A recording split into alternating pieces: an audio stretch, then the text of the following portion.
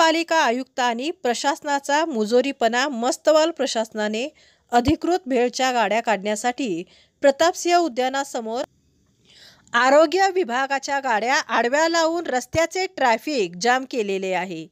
गेले 45 वर्षांहून अधिक काळ प्रतापसिंह उद्यानासमोर असणाऱ्या अधिकृत परमनंट लायसन्सच्या गाड्या त्यांचे पुनर्वसन न करता फेरीवाला धोरणामध्ये यांच्या पुनर्वसनाचा अहवाल फायनल झालेला असताना सुद्धा कुठलीही कल्पना न देता अचानक गाड्या काढण्याची मोहीम अतिक्रमण विभागाने घेतली आहे.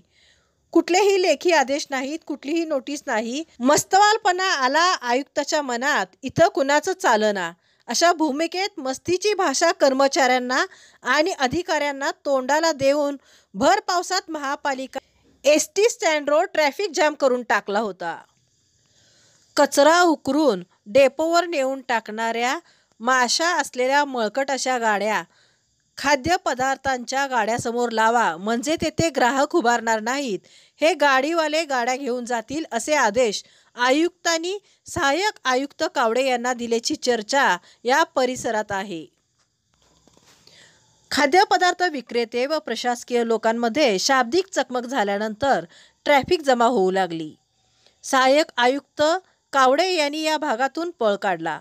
अतिक्रमणाच्या कर्मचाऱ्यांना वाऱ्यावर सोडून पोलीस स्टेशनला तक्रार दाखल करण्यासाठी सहाय्यक आयुक्त कावडे हे गेले होते.